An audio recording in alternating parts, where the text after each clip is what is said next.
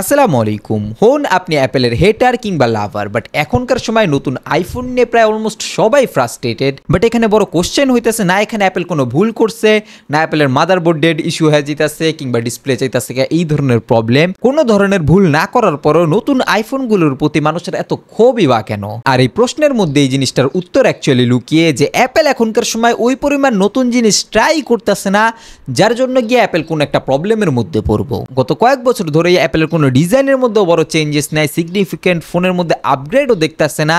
তার জন্য গিয়ে অ্যাপেল ফ্যান বয়েজরে বহু ক্ষিপ্ত, যে নতুন ফোনের নামে যে নতুন কইরা ওই জিনিসটাকে আবার পারচেস করব, এর মানে কি দাঁড়ায়? এখন এখানে বহু প্রো লেভেলের ইউজাররা অ্যাকচুয়ালি কোশ্চেন ক্রিয়েট করবো যে অ্যাপেলের A18 প্রসেসরটার মধ্যে যথেষ্ট চেঞ্জেস আসছে, নতুন প্রসেসরের মধ্যে অলমোস্ট প্রায় 30 to 40% মতো পারফরমেন্স জাম্প হয়েছে, জিপি ওয়াইজ কিংবা গ্রাফিক্স ওয়াইজও যথেষ্ট চেঞ্জেস নিয়ে আসছে।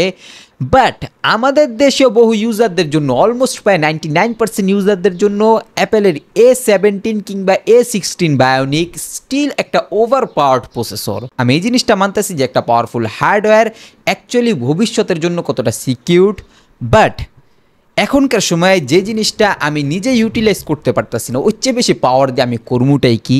অ্যান্ড অ্যাপেল ইউজারদের প্রশ্নই এখানে, এটাকে কি একটা জেনুইন আপগ্রেড হিসাবে ধরা যায়, নাকি এটা একটা জাস্ট রিফ্রেশড ভার্সন আইফোন 15 সিরিজের? ফর এক্সাম্পল, যারা কিনা আইফোন 10s, 11 সিরিজ, 12 সিরিজ কিংবা 13 সিরিজের ইউজার ছিল, তারা যদি আপগ্রেড হইতে চায় তারা আইফোন 15কে কিন্তু আগে ওইটার বদলে 16কে পারচেস করবে। এই ধরনের বিষয়টা আইফোন 15-এর একটা রিফ্রেশড ভার্সন আসছে, যেখানে আইফোন 15-এর কিছু কিছু প্রবলেম ছিল, ওই জিনিসটাকে সলভ করা হয়েছে।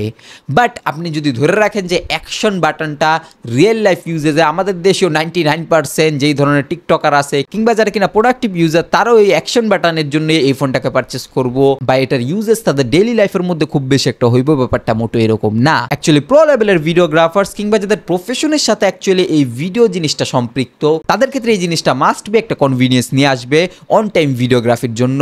বাট আমাদের দেশেও মোস্ট অফ অডিয়েন্সের জন্য এই জিনিসটা একটা এক্সাইট করার মতো জিনিস না। অ্যান্ড যারা কিনা 15 প্রো অ্যান্ড প্রো ম্যাক্স কিনবো ভাবতাছিল, তাদের জন্য একটা রিফ্রেশড ফোন হিসাবে এখনকার সময় আইফোন 16 অ্যান্ড 16 প্রো।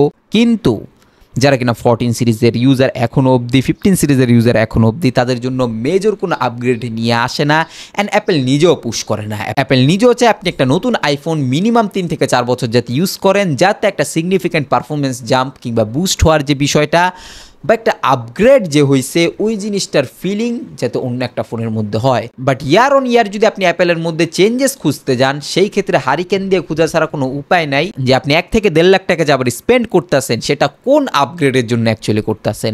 নিচে সাবস্ক্রাইব বাটন যদি সাদা থাকে, এক ক্লিকে কালো করে বেল আইকনটা গিয়ে অল করে দেওয়ার রিকোয়েস্ট থাকলো। I'll catch you guys in the next video. আল্লাহ হাফেজ।